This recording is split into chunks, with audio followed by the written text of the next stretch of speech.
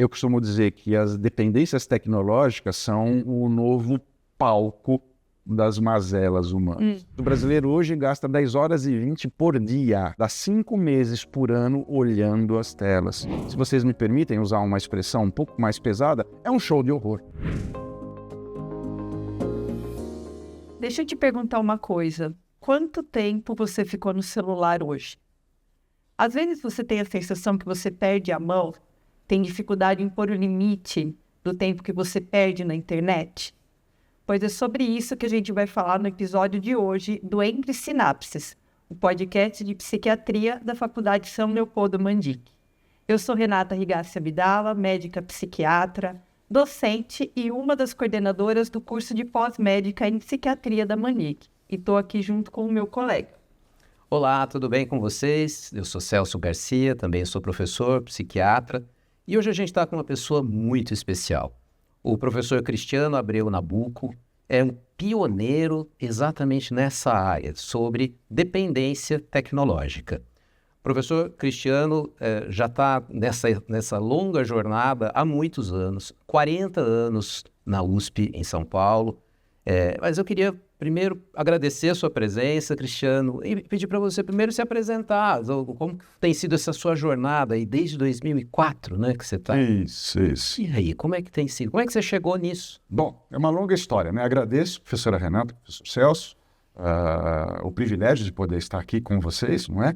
Esse é um assunto que, na verdade, ele me motiva muito, ele mexe muito comigo, porque desde lá de trás, eu me lembro que eu coordenava um grupo lá no Instituto de Psiquiatria da USP, onde eu observava especificamente as meninas que tinham problema de bulimia e anorexia nervosa, né? Eu trabalhava lá com um colega e eu cuidava da área da psicoterapia.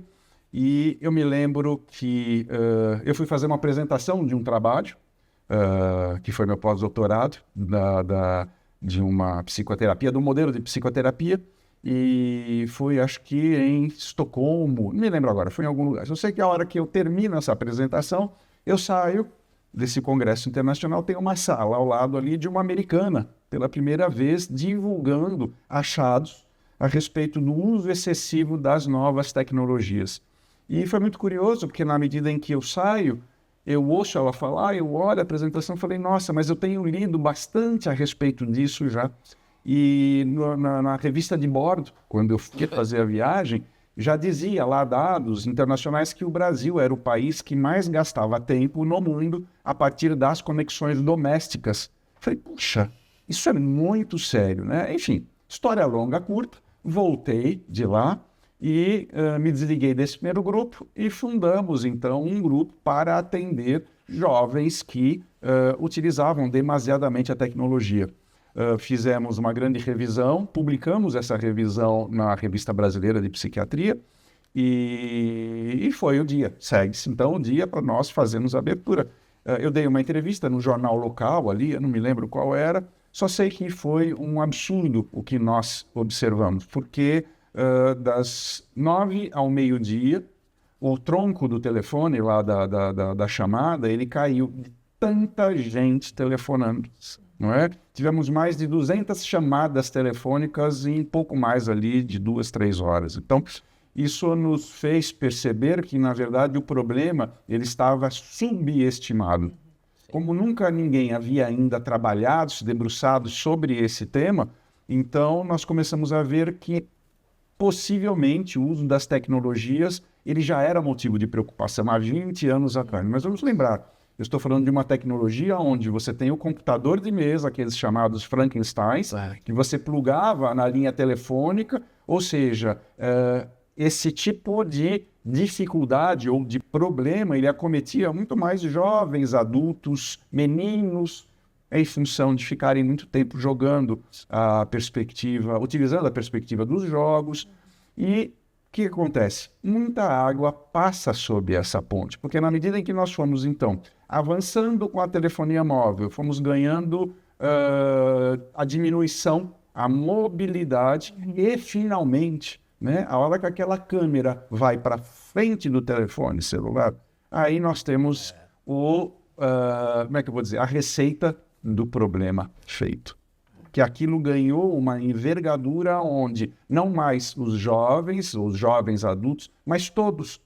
E de lá para cá o que a gente foi vendo é que cada vez mais precocemente essa utilização acabou se tornando frequente.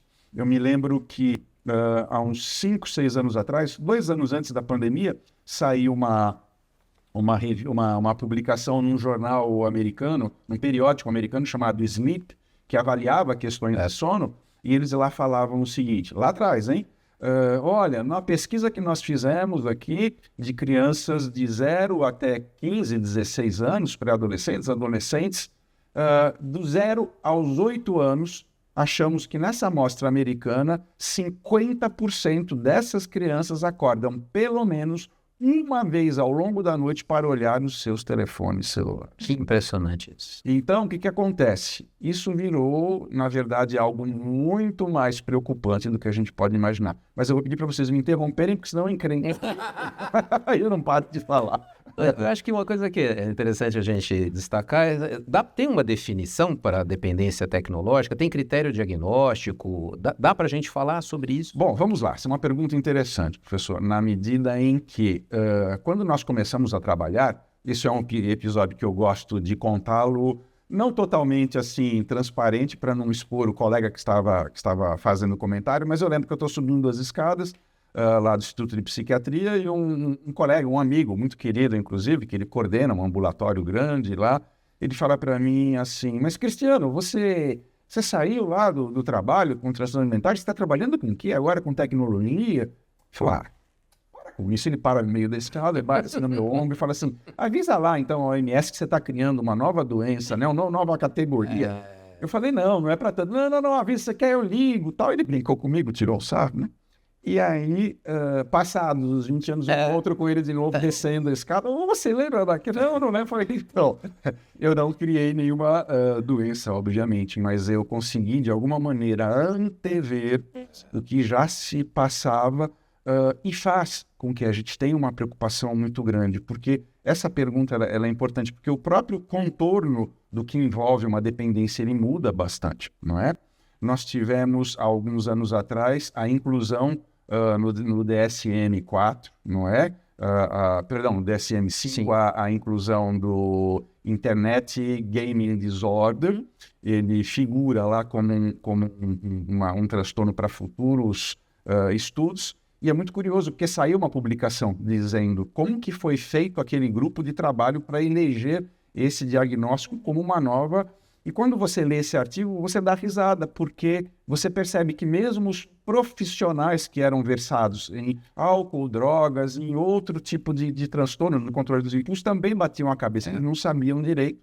Então, o que acontece? Como é muito novo, está todo mundo perdido ainda, o que não faz com que a gente, mesmo entendendo que não seja ainda uma patologia, um diagnóstico oficial, que isso não seja um problema que acometa pessoas de todos os níveis, estratos socioculturais, gênero. É realmente muito preocupante. Então, o que a gente costuma entender, não é? Aquela senhora que estava apresentando aquele trabalho lá no congresso, lá na Suécia, eu fiz contato com ela na ocasião, e ela se chamava Kimberly Young. A Kimberly foi a profissional que ela cunhou o termo Internet Addiction lá atrás. E eu lembro que eu escrevo para ela depois de um tempo, eu falo, Kimberly, vamos montar um livro juntos? Vamos montar um livro juntos e tal, que foi esse em 2011, né? E esse livro foi muito bem aceito, ele foi traduzido, ele foi publicado por uma editora, acho que é Springer, de Nova York, e ele foi traduzido, se não me engano, para 8 ou 9 idiomas diferentes. Eu tenho ele em japonês, em coreano, é muito interessante. E ele marcou, né, na verdade, um território de que esse é um tema que precisa ser analisado, não é? Então, o que nós temos hoje? A Kimberly, lá atrás, ela tinha criado esses critérios diagnósticos e eles foram, inicialmente, uma aproximação. A primeira proposta foi uma aproximação do uso abusivo de álcool e drogas. E depois de 2 anos, ela aprimora e cria, então, uma aproximação do uso excessivo dos jogos, do então transtorno do jogo, não é? Então, é como se nós tivéssemos um grande guarda-chuva em termos de classificação. Tínhamos antes só as dependências químicas, depois essas dependências são divididas em dependências químicas e comportamentais, e dentro das comportamentais, como a compra compulsiva, a uniomania, o sexo patológico, a gente coloca aqui a dependência tecnológica. Então, ela utiliza dos 10 critérios, 8 critérios. Então, vamos rapidamente falar, né? O indivíduo precisa de cada vez mais quantidade de tempo para ter a mesma satisfação. Ele vai criando uma tolerância dopaminérgica e aquilo vai fazendo com que ele escale, cada vez mais precise de estimulação. Negligência das atividades cotidianas, como estudo, trabalho, que mais? Uso das telas como uma maneira de regular o humor disfórico. Quando eu estou me sentindo bem, eu vou lá e utilizo. Mente quando é questionado. Que mais? Prejuízo significativo nas atividades laborais. Então, nós temos, professor, cerca aí de 7, 8 critérios, mas entende-se que o indivíduo precisaria ter pelo menos 5 para que pudesse, então, sugerir um impacto funcional. Porque senão, se a gente for observar de uma maneira geral, quase todos nós vamos dizer sim, sim, sim, sim, sim, sim, sim. E essa é a grande preocupação. Principalmente quando a gente começa a utilizar uma leitura onde a tecnologia entrou de uma forma, eu costumo dizer, ela entrou pela porta dos fundos, prometendo entretenimento, diversão, cultura e no meio deste caminho, nós, os mais velhos, que abrimos as portas para os nossos filhos poderem utilizar. Esse é o grande dilema, né? Muitas vezes as pessoas falam, pô, mas os pais então são desavisados. Não, não é que os pais são desavisados. As empresas de tecnologia, na medida em que elas começaram a perceber que esse era um grande business, vamos chamar assim, olha, as pessoas ficam navegando, elas começaram a utilizar o que eles chamam da economia da atenção. Hoje, não mais como antigamente, se eu entro, por exemplo, eu pego meu telefone celular aqui e eu começo a falar com o professor Celso, então, professor, porque no final da rua tem um detetor ali de farol vermelho, se você passar o farol vermelho e tal, eu preciso chegar na rua, no ponto de táxi, para aparecer aqui uma notícia falando, olha, baixa aqui um aplicativo para... Então, o que acontece? Esses telefones, eles são microfones abertos que estão capturando as informações, isso já é amplamente comprovado, dizendo que, na verdade, essas empresas, elas criam um conteúdo potencialmente atrativo para que eu possa consumi-lo. E quanto mais eu consumo, mais dependente eu fico. Quanto mais dependente, mais essas empresas... Sim. Eu estava pensando, além de ser um construto diagnóstico novo, essas tecnologias mudam o tempo todo, né? As mudanças, o desenvolvimento, as opções, o acesso vai mudando o tempo todo, né? O que a gente fala de tecnologia de 20 anos atrás é muito diferente, não existe mais, né? Isso muda todo dia. Tem diferença das faixas etárias? Por exemplo, é diferente a dependência de internet de um adolescente para um adulto jovem, para um adulto de meia idade, para um idoso? Quais são as tecnologias que mais afetam essas diferentes faixas etárias? Bom, o que a gente sabe, não é? Já preconizado pela ciência, nós temos a nossa maturação cerebral somente a partir de 21, alguns outros autores 25 anos. Então, vamos chamar assim, o controle dos impulsos, as funções executivas só estarão plenas depois dessa faixa etária. Então, abaixo dessa faixa etária, nós teremos, portanto, empresas que miram determinados segmentos. Tá? Então, por exemplo, meninas adolescentes são aquelas que são mais vulneráveis às redes sociais. Tem uma pesquisa que foi feita no Reino Unido mostrando, por exemplo, que meninas adolescentes que gastavam, isso há 2, 3 anos atrás, mais de 3 horas por dia nas redes sociais, elas apresentavam um aumento de chances de 75% de desenvolver condutas autolesivas. Então, o que acontece? Quando você olha o tempo gasto por país, o Brasil hoje, de novo, né, continua entre os top 3, eu não sei se isso é uma boa ou uma má notícia, mas o brasileiro hoje gasta 10 horas e 20 por dia. 10 horas e 20 por dia dá 5 meses por ano olhando as telas. Quase 60% do tempo acordado olhando as telas. Então, você está conectado o tempo todo, da mesma maneira que uma experiência pequena ela tem o poder de mudar a sua estimulação, a circuitaria, toda a questão dessa organização. Se você tem metade do tempo olhando uma tela, obviamente que isso vai fazer com que você também organize sua arquitetura neuronal de uma outra forma. Esse é um ponto importante. E tem já comprovação de alteração em circuitaria cerebral com evidência científica robusta em relação a isso? Tem.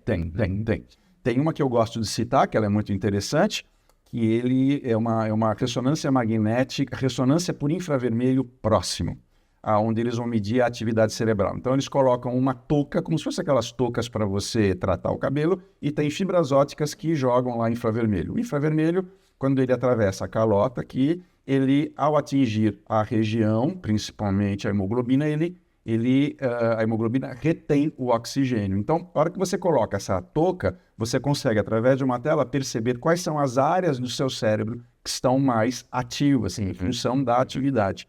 E eles começam a mostrar já que, a partir de alguns poucos minutos, você começa a ter uma prevalência muito grande do córtex órbito-frontal direito, região do núcleo accumbens, isso fica aceso e o resto inteirinho apagado. Então, o que acontece? Meia hora de tela, você já começa a reorganizar, a resetar todo o seu processo cerebral. Então, pensem comigo, na medida em que eu fico o tempo todo aqui, olhando rápido, eu vou desabilitando áreas que são vitais para o meu funcionamento. Tem uma pesquisa muito interessante que eles dividem em 2 grupos. Um grupo eles dão telas digitais e o outro grupo livros, enciclopédias. E eles pedem lá para as pessoas, seguinte, gente, vocês vão ter que procurar agora um tema, particularmente, eu não me lembro agora, acho que é Revolução Francesa. Quero que vocês achem a respeito desse tema. E eu quero que vocês, na verdade, assim que vocês forem achando o tema, lerem e se sentirem satisfeitos com as definições, vocês podem deixar e ir embora. Mas é isso, é só isso, depois a gente orienta. Não precisa ser muito esperto para saber que o pessoal das telas, em questão de minutos, não é para não falar segundos, já sabe que tem alguém que foi decapitado, teve um tal de Diderot lá, que enfim, e o outro grupo? Outro grupo teve que entrar no índice, procurar, olhar, óbvio. Chamam essas pessoas depois de 30 dias, dividem de novo grupos e pedem, gente, há 30 dias atrás vocês foram orientados a como a buscar a respeito de um tema. Quero que vocês, grupo, me falem qual foi o tema que foi solicitado. Bom, o grupo que tinha as telas, quase 90% não sabia nem descrever qual era o tema. O que eles conseguiam é dizer que a gente achou num site, eu acho que foi aquele TV5 francês, que você acha tá. E o outro grupo? O outro grupo, 75%, só não lembrava como conseguia relatar o que tinha ali.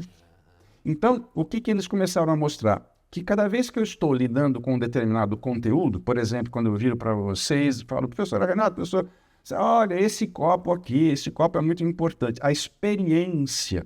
A hora que eu pego no copo, esse copo ele vai me estimular e eu vou, obviamente, mandar essa informação para a minha memória de longo prazo. Copo, eu lembro que eu bebi hoje no consultório, um pouquinho antes de vir para cá. A hora que eu correlaciono, a informação é ancorada e ela é colocada, então, na memória de longo prazo. Tá? Então, o que eles mostram? Que, na verdade, hoje, os telefones, os dispositivos digitais, eles te dão o acesso à informação. Mas a informação ela não vira conhecimento, porque ela é telegráfica. Sim. Então, isso estaria, respondendo novamente, atrofiando a capacidade cognitiva em termos de criatividade, foco, raciocínio indutivo, dedutivo, capacidade de abstração. Então, é como se fosse, na verdade, uma perda progressiva das habilidades da nossa mente, não é?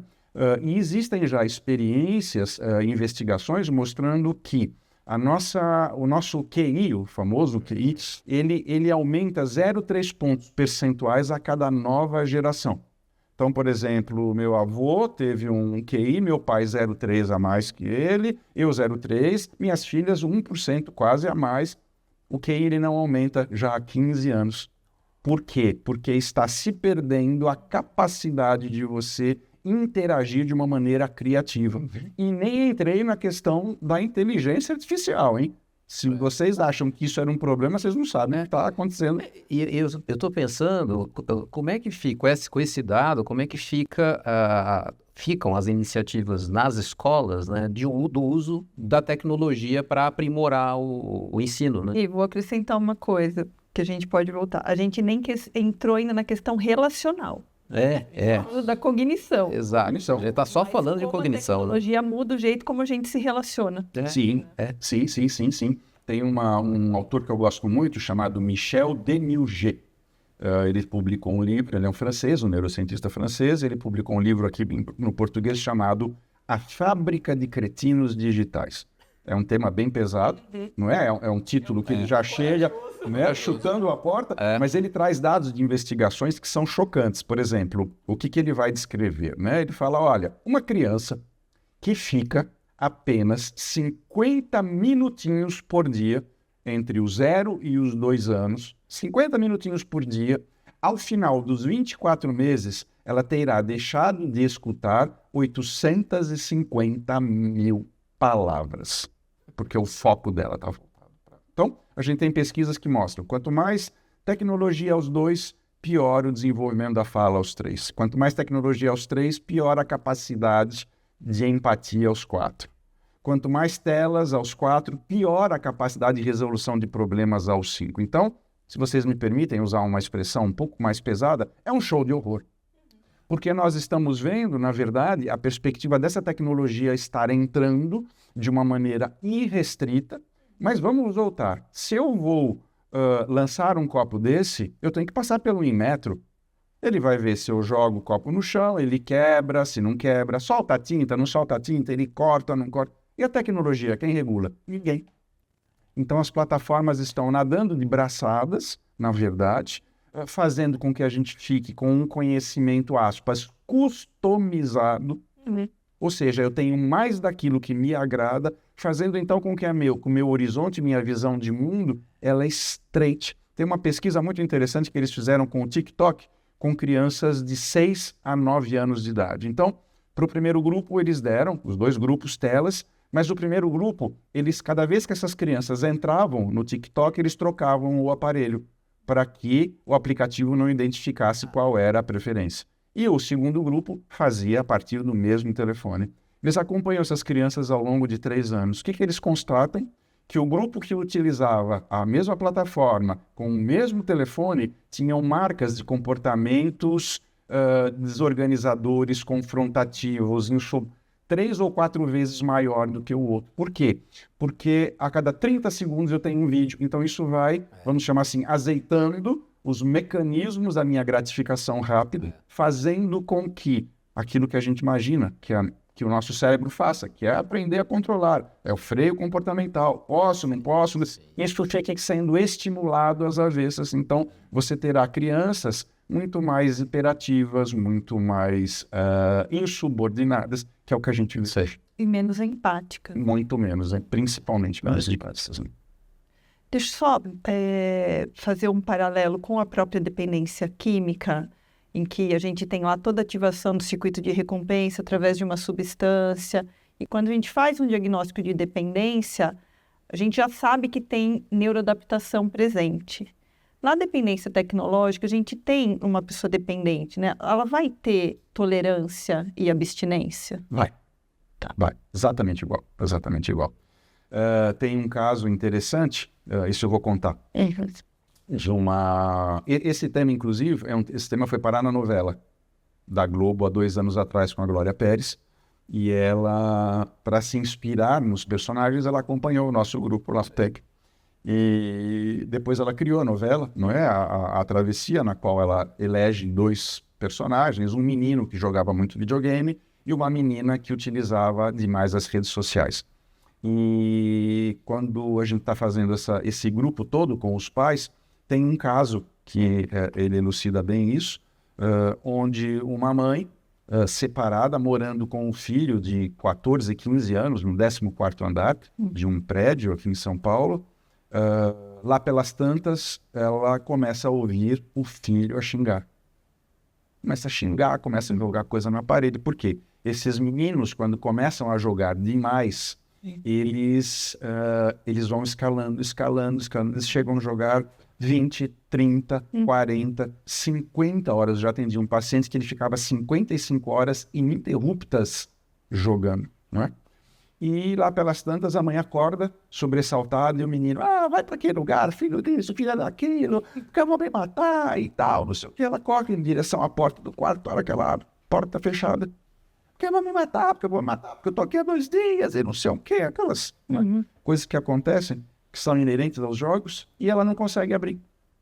E segue-se após isso no silêncio. E ela fica desesperada, meu Deus do céu, o que vai acontecer com meu filho? Ela vai até a cozinha para pegar uma faca e ela vê uma marreta de um pedreiro que estava quebrando ali a área de serviço. Ela arrasta a marreta até a porta do quarto, bate, dá 3, 4 marretadas, a porta cai. A hora que a porta cai, o menino está passando pela tela da janela. Ele cortou a tela e a mãe segue-se e puxa. Enfim, final feliz, ótimo, não é? O que acontece? A mãe termina esta reforma, mas ela faz uma coisa com a porta, ela não se desfaz da porta. Ela deixa a porta na sala como um memorial daquilo que eles tinham vivido, que isso não poderia mais acontecer. Então, o que acontece? Isso, muitas vezes, professora, se confunde muito com a gênio da adolescência. Eles são insubordinados mesmo. Mas você percebe a quantidade de relatos de casos de meninos que vão em cima das mães para agredir fisicamente quando o telefone é cortado, ou o modem é desligado. Nós fizemos uma vez um Globo Repórter de um menino que a mãe ficou tão desesperada que ela desligou lá a chave geral, cortou o fio. O menino teve um ataque de fúria, ele arrancou todas as portas dos armários embutidos e jogou pela janela. Então são coisas assim. Quando a gente pega fotos de ressonância magnética funcional e você coloca dependente de telas e do dependente, exata, 95% tem uma sobreposição. Tá? Então, só para dar um recado para os alunos, só para a gente lembrar desses critérios, né? Que quando a dependência se instala, aquele comportamento ele não é mais para obter um prazer, né? Sim. Mas é para obter o alívio desse desconforto trazido pela abstinência. Pela abstinência. E aí tem o grande dilema, porque quando falamos de álcool ou drogas, você até tem uma facilidade, vamos dizer assim, maior ou mais legitimada de falar, olha, então você nunca mais vai se aproximar disso. E a tecnologia, como é que você faz? É sobre isso que eu queria também falar com você. Nós não conseguimos mais ficar sem o celular, nós não conseguimos mais ficar sem as telas. Qual que é a orientação que você costuma dar, por exemplo, para as famílias, para as escolas, porque eu sei que você tem um trabalho com escola na educação, né? Como que deve ser a orientação? Então, essa é uma pergunta muito boa, porque já vem de 1 a 2 anos atrás, em vários países, a preocupação de banir os telefones celulares das escolas, não é? Isso aconteceu na França, na Grécia, que mais? Na Turquia, Austrália, e isso veio ganhando uma notoriedade até que chegou no Brasil aqui, né? Nós estávamos trabalhando na elaboração de uma cartilha a partir do governo federal, deste governo em particular, e nós fomos surpreendidos com a noção, né? Acabaram de proibir o uso nas escolas e tal, puxa, que bom, né? E basta proibir na escola. Se você não der uma orientação a respeito do quanto isto pode ser danoso, ele não vai usar na escola, mas ele usa depois. E o que nós temos visto? Que eles continuam levando para a escola. E continuam usando. Ou qual é a punição, ou qual é a advertência. Então, a sensação que eu tenho, a gente comentou isso há pouco, né? Que as ações que são tomadas, embora válidas, eu costumo brincar, né? Antes tarde do que muito tarde, né? Elas vêm tardiamente. Então, isso faz com que a gente, enquanto sociedade, esteja sempre sendo pego de surpresa.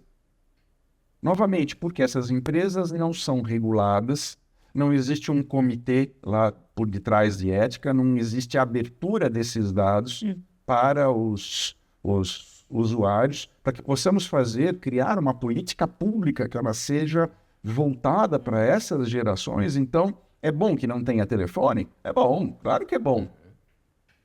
E não vamos ter telefone, mas será que resolve banir? Eu acho que não.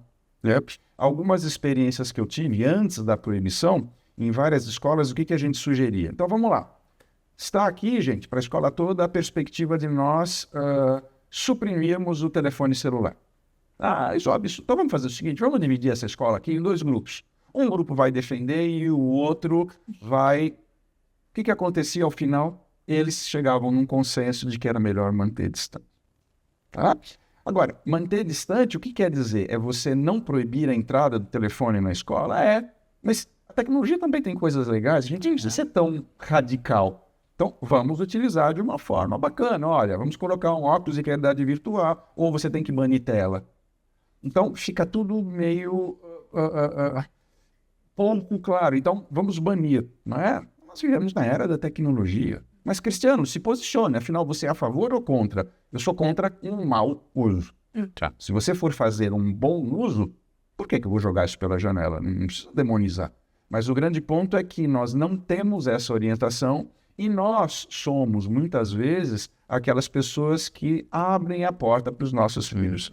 Eu nunca me esqueço de uma colega, que ela é diretora de um grande hospital, inclusive aqui perto, e ela chega para mim e fala, Cris, deixa eu te mostrar aqui o meu telefone. O que foi? O telefone que eu dei para minha filha. Poxa, fulana, mas você deu um telefone para sua filha? Mas sua filha está... ela fez 7 anos agora. 7, mas deixa eu entender. O que você deu para ela? Porque eu preciso me comunicar com ela, né? Mas ela está na escola, né, fulano? Tá, mas eu fico de plantão. Não, tá bom, mas o problema é que a quantidade de imagens eróticas e pornográficas que tem lá dentro é um absurdo. O que eu faço? Mas você deu um telefone usado para sua filha? Não, eu comprei um iPhone 151 Plus Blaster e... Bom, como é que aquelas imagens foram parar no telefone da criança? Na hora do intervalo, a recreadora escrevia no quadro negro nomes de músicas para que as crianças procurassem no Google. E uma das músicas foi A Dança do Pintinho. Olha só. Então, esse é o grande ponto. Como nós somos de uma geração analógica, nós temos um pé na geração analógica e uma outra na digital. Então, a gente consegue, talvez, vislumbrar um pouco mais, mas as novas gerações elas vão vir com uma habilidade muito mais rápida do que a nossa. Então, eles não vão saber ao certo do que se proteger. Nós estamos enfrentando agora um outro problema, que eu até tenho feito contato com uma delegada em questão, que ela tem sido encarregada em identificar quem são esses jovens que perpetram estupros virtuais. Então, ela diz que tem, assim, dezenas por noite aqui em São Paulo. E o que acontece? O hacker entra na conta da professora Renata e fala, professora Renata, eu sei a conta do banco do seu pai. Ou você tira a roupa para mim, aqui agora, ou senão eu deleto todo. E as meninas, muitas vezes, elas fazem isso. E não basta isso, eles vão vender essas imagens como eles pedem para que elas se automutilem.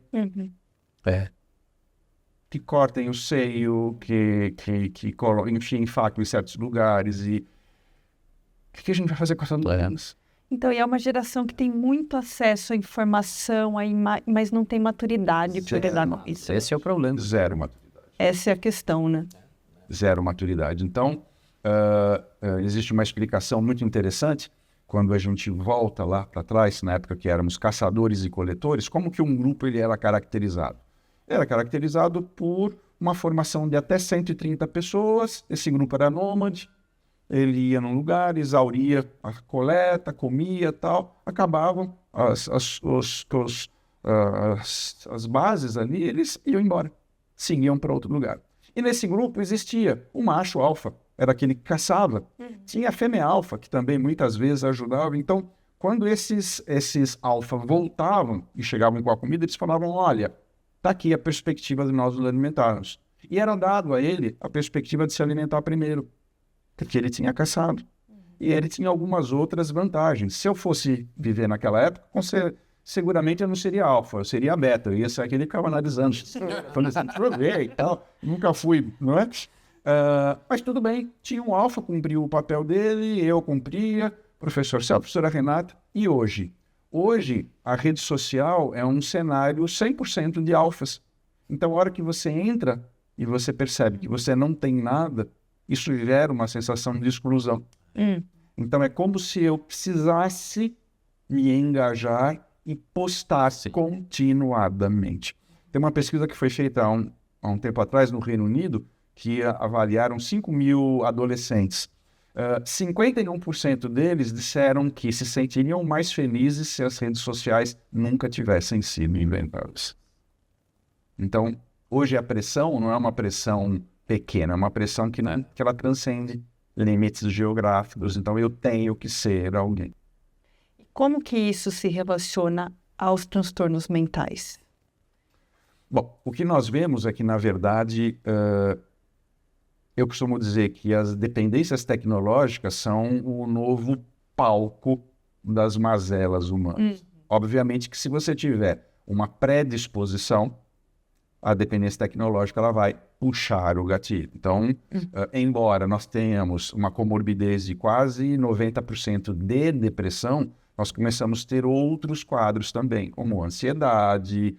Eles têm falado muito com relação à questão do autismo, não é? Ainda não existe uma correlação direta, mas alguns menos informados falam o uso das telas provoca autismo. Óbvio que não, né? Mas na medida em que você começa a utilizar uma estimulação que ela é fragmentada, ela é intensa, obviamente que você está puxando o gatilho para o indivíduo que já teria, então, aquela vulnerabilidade biológica. E a tendência das telas reduzirem o contato social também, que esse é um aspecto importante. Né? Cada vez mais. Nós temos agora uma das vertentes desse chat GPT, que é a inteligência artificial, que todo mundo já vem utilizando, e já temos relatos na mídia internacional de pessoas que se apaixonam por essas inteligências. Tem um caso que foi, acho que na Suécia, de um homem de 38 anos, possivelmente deprimido, aonde ele começou a travar um diálogo com essa inteligência artificial e ele preocupado com o impacto do desenvolvimento junto às questões ambientais, e ele entra numa conversa com ela, numa discussão, ela fala, olha, fulano, o aspecto ecológico, de fato, ele já foi pro ralo. Infelizmente, não vai ter nada o que fazer. A única chance, talvez, é a gente se matar, em vez de... E ele vai e comete suicídio. E em Utah, nos Estados Unidos, agora no começo do ano, um menino que se apaixona pela inteligência artificial. Porque a inteligência artificial, ela não tem...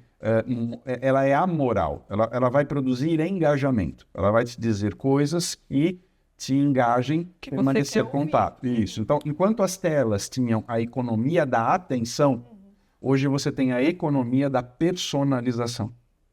Ela vai te chamar e ele também tenta suicídio, se automutila porque em um determinado momento ela desconfirmou a expectativa. Então, um menino possivelmente já com algum problema de ordem psiquiátrica, altamente disfuncional, tendo aí o reforçamento contínuo Então, o panorama, gente, ele é muito preocupante. Né? Ou nós entendemos isso como um grande processo onde a sociedade como um todo precisa se debruçar para entender, senão o que acontece? É mais ou menos o que eu tenho visto em termos de legislativo, onde a gente participa de audiências públicas no Senado.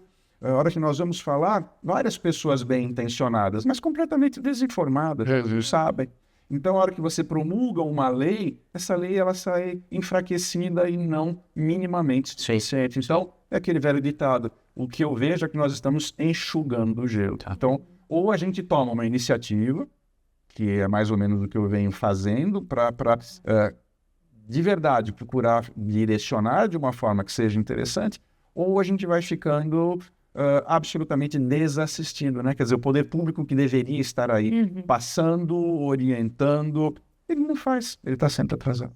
E Acho que assim, o cenário é preocupante, mas vamos ser um pouco otimistas, né? Você tem feito consultoria tanto para o governo brasileiro, para a ONU também, e você criou recentemente uma ONG, né, que tem como objetivo, enfim, fala um pouco sobre essa experiência. Isso. Nós montamos a Associação Matera, Sustentabilidade e Bem-Estar Digital, cujo objetivo é nós intervirmos de uma maneira gratuita em todos os níveis, tanto nas empresas, como em governos, como em escolas, em famílias, individualmente. Então, nós temos atendimentos gratuitos, nós damos orientação psicológica, e isso não para de vir. Não para. Na hora que você vai buscar um atendimento, seja numa faculdade de psicologia ou mesmo num hospital escola, você vai para a fila daqui a 6 meses. E aquela história, né? Quem tem dor tem pressa. Então, o que a gente tem feito, obviamente que não é o suficiente, mas é um primeiro passo para que nós possamos tentar dar um mínimo de orientação. Porque quando você orienta, pelo menos você reduz a chance dessa pessoa ficar aí desassistida com uma condição mais aguda, não é? A ideia que eu acho que seria muito importante. Isso há uns anos atrás eu fui conversar com o pessoal da epidemiologia aqui em São Paulo. E aí, conversando com eles e tal, eu falei, bom, mas o que vocês fazem com as questões de uso abusivo de telas? Nada. Como nada, mas isso, se a gente tem aí uma identificação, a gente consegue dizer qual é a incidência. Não tem, mas a gente não vai dar. Sinto muito, né?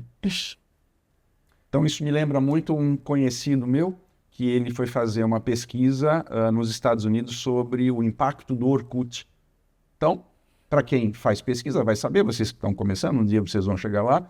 Então, como é que você faz uma pesquisa? Pesquisa, você vai chegar lá, bom, eu preciso entrar com um pedido no comitê de ética da universidade. Então, você vai precisar ir de 3 a 6 meses, vai e volta. A hora que eles te autorizam, você vai para campo.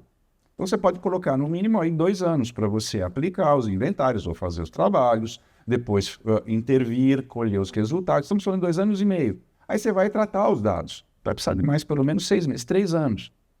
Então, assim, na melhor das hipóteses, de 3 para 4 você tem o resultado. Se você conseguir publicar rápido, em 1 ano você está publicando. Ele, quando publicou os efeitos do Orkut, o Orkut não existia mais aqui. Já tinha morrido. Sim. Situação, mas... É tudo muito rápido. É tudo muito rápido, esse é o ponto. Como que a gente convive bem com a tecnologia? Porque, assim, você vai num restaurante e não tem mais cardápio analógico, é um QR Code. Você vai para qualquer lugar, a gente liga o Waze no carro. Ou seja, a gente não leva mais carteira, né? Não leva mais carteira. Não leva mais carteira, tá no celular. É. Não tem como sair sem celular. Como que a gente faz para ter uma relação saudável? Vamos lá, essa é a pergunta de $1 milhão, né? Eu também estou tentando achar a resposta. O que eu faço, por exemplo? A questão do Waze que vocês estão falando, né? Aqui na cidade que nós moramos é um desafio o trânsito, né? Então, o que acontece? Eu vou sair de algum lugar, eu pego o Waze, que é o que dá, né? Ou o Google Maps, e eu coloco lá para ver qual é a melhor opção. Ele me deu a melhor opção, eu fecho e eu guardo. Chega. Para que eu não perca a minha habilidade de me orientar. Eu tenho muito contato com televisão e é muito curioso que os motoristas muitas vezes sobem, que eles seguram a luz também, a iluminação e tal, e eles falam, antes a gente tinha o guia, aquele que ficava caindo com as folhas e tal. Hoje, sem o Waze, a gente não consegue sair. Então, o que acontece? Então, vamos lá. Então, eu vou usar, mas eu vou usar no sentido que vamos dizer assim, aquilo se torne um elemento de alavancagem das minhas competências, não que eu fique excessivamente conectado. Então, por exemplo, eu recebo mensagens o tempo todo, como vocês. Quer coisa mais irritante do que aquele indivíduo que passou uma mensagem, depois de 1 minuto ele põe um monte de interrogação? Você é obrigado a responder na hora. Então tudo isso vai ensinando algumas questões importantes do tipo, sou eu que determino a relação que eu vou ter com a tecnologia. Então eu não vou responder na hora. A hora que eu conseguir, eu vou responder. né? Então, na medida que você vai agindo dessa forma, você vai também condicionando as pessoas de que você não é aquele usuário que fica ali conectado. Para vocês terem uma noção, na Volkswagen alemã, é proibida a empresa de mandar qualquer mensagem de texto, WhatsApp ou e-mail depois das 6 horas da tarde. Porque isso é classificado como hora extra. O que mais acontece aqui? A gente já começa a trabalhar no domingo para adiantar e o empregador manda muitas vezes. Acho que as pessoas não perceberam que se elas processarem, elas podem. Então, tem muitos nuances que ainda vão serem colocados sobre a mesa que forçarão os limites dessa tomada de consciência. Então, o que eu procuro fazer? Eu procuro, aos finais de semana, tentar deixar o telefone distante. Então, sábado de manhã eu não vou brincar, eu não vou usar. Eu brinco com as meninas, vamos fazer o detox pela manhã. Então, põe aí, ai, pai, não, deixa aí. Hora das refeições, não telas. De jeito nenhum. Quarto, não entra com telefone celular no quarto. Cristiano, mas eu ouço as pessoas, mas veja, né, como é que eu faço o despertador? Então, você põe o telefone lá em cima, mas não deixe ao lado, porque aquela notificação ela faz com que você tenha um sono entrecortado. Sono entrecortado não tem liberação de GH, nem tem sistema linfático, nem tem consolidação da memória. É só estragos. Então, nós precisamos falar para que as pessoas tenham uma noção mais clara, ao invés de achar legal despertar à noite para ver o... Outro dia, um ano atrás, conversando com uma amiga minha, uma gineco, falou, Cristiano, o que está acontecendo agora é que as meninas elas estão ficando... estão tendo a primeira menstruação de uma forma muito mais precoce, não é? E os meninos também, só que não se detecta tão fácil. E aí eu fui atrás, não tinha nenhuma notícia, mas tinha um experimento que mostrava que no modelo animal em ratos, a luz excessiva, ela suprime a melatonina, que é uma das características para favorecer, então, a primeira menstruação. Então, tá tudo interligado. Legal. Tocou num ponto, antes da gente concluir, porque eu acho que é importante falar com os médicos, né, e com os profissionais da saúde. A gente desenvolver essa relação muito transparente com os pacientes.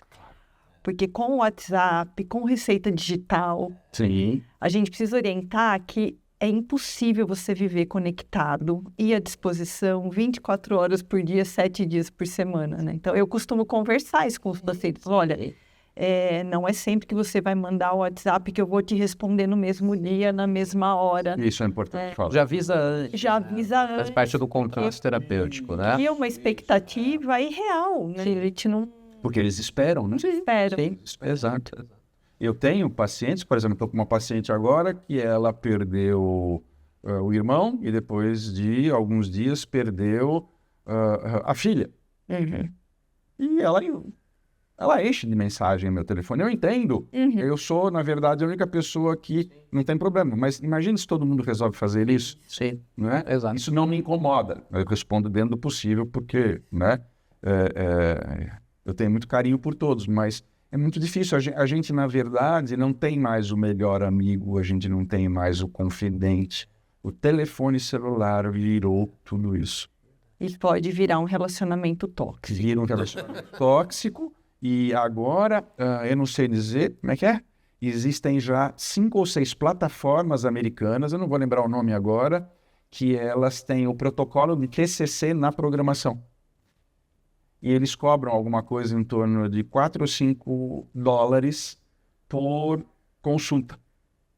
E está disparando. Eles estão prevendo aí um lucro de 330 milhões de dólares no final de 2026. Então, tem uma pesquisa que eu li que eles misturam as pessoas e dão para os pacientes um grupo de profissionais, psiquiatras, e um grupo vai conversar com a inteligência artificial. E eles fazem uma anamnese, uma avaliação clínica. E, ao final, eles perguntam para as pessoas qual foi o grupo que você preferia. Quase 90% preferia a inteligência artificial, porque ela era mais calorosa aqui. Então, todos nós estamos, de uma maneira ou de outra, em risco e com um potencial imenso de substituição, porque eles não sabem, na ponta da linha, o que afinal é bom ou não. Então, isso dá para a gente filosofar de uma... Nossa! Legal.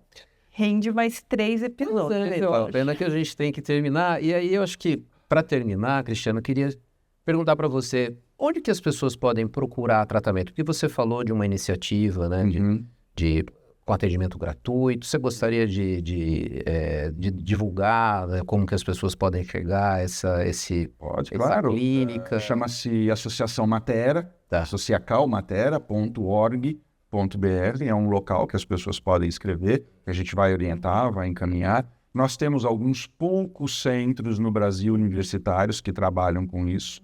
Normalmente esses centros já estão saturados, eles não dão conta, não é? Então, por isso que a gente sugere muitas vezes que sejam criadas aí novas frentes de trabalho. Esse grupo que eu estava falando agora, dessas meninas que são, por exemplo, que sofrem um estupro virtual, elas precisam ser atendidas. Então, eu estou fazendo tudo que está ao meu alcance para tentar criar uma rede de apoio para ajudar. Então, eu acho que é um trabalho da sociedade, né? Quanto mais gente estiver informada, mais você tem noção de entender o problema. Quanto mais você souber, menos vulnerável você se torna. E você liderou um grupo que criou uma espécie de guia, de orientação para as escolas. Isso. No governo passado, no governo Bolsonaro, eu montei uma cartilha do uso adequado. Era chamado de Projeto Reconnect, aonde fizemos esses projetos piloto, aonde eu montei a cartilha para as crianças, a cartilha para os professores e a cartilha para os pais, de boas práticas, porque eu entendo que quanto mais simples, mais você dialoga com as pessoas. Se você começa a criar um nível de muitas camadas e muita densidade, ninguém entende. Aí mudou o governo, né? Desenvolvemos agora uma outra cartilha também com explicações. E a gente vai seguindo. Né? Está disponível na rede. Está disponível na rede. Como que é o nome da cartilha? Reconnect? Não, Reconnect foi no governo passado. A desse governo é Guia para o Uso de Telas. Tá? Legal. É da Secretaria da Presidência da República. Foi feito. Então, é uma ciência não ideológica.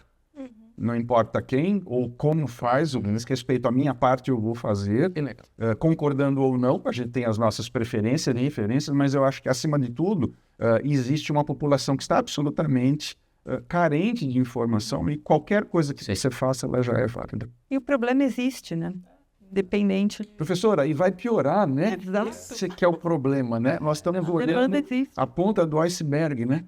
Eles estão prevendo que até 2028 ou 29, 1/4 da população mundial sofrerá por conta da substituição das inteligências artificiais pelo mercado de trabalho.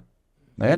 Nós temos hoje uma população mundial de 8,2 bilhões, 70%, 5 ponto alguma coisa, já possuem um telefone celular, ou seja, 70% da população mundial já tem um telefone celular na mão, 7 em cada 10 tem um telefone, e 6 em cada 10 pessoas no mundo não têm acesso ao saneamento básico. Que louco. Então você tem uma inversão das necessidades básicas que é muito preocupante, né? Questão de prioridade, né? A pena que a gente tem que acabar, né? Cristiano, fantástico. Muito obrigado pela sua presença aqui com a gente. Foram muitas informações importantes, um monte de coisa para a gente pensar, um monte de coisa para a gente analisar, discutir. E foi um momento muito especial para a gente, né, Renata? Professor Cristiano, falei antes de começar a gravação que eu sou fã. O livro recomendo fortemente. Foi uma honra, uma alegria conversar com você. E acho que a gente pode já deixar outros podemos na agenda. Sim. Vamos falar das betes que estão no telefone celular. Não é? E no ano passado, uma grande bet inglesa entrou em contato que eles iriam desembarcar no Brasil.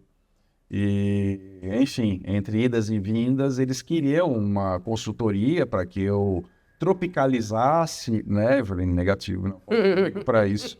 Não, mas dinheiro não é o problema, não conte comigo para isso. Mas invadiu. Então, essa é uma outra situação de calamidade pública que pouco se fala também, não é? Tudo pelas telas. Tudo. Mas aí Tudo tá na mão, né? a gente retoma esse assunto. Obrigado, Cristiano. Gente, muito obrigado. Muito obrigado. Mais uma vez. Esse foi o episódio de hoje do Entre Sinapses, o nosso podcast de saúde mental. Se você gostou, assine o nosso canal, curta o nosso conteúdo e compartilhe com os seus amigos. Isso aí.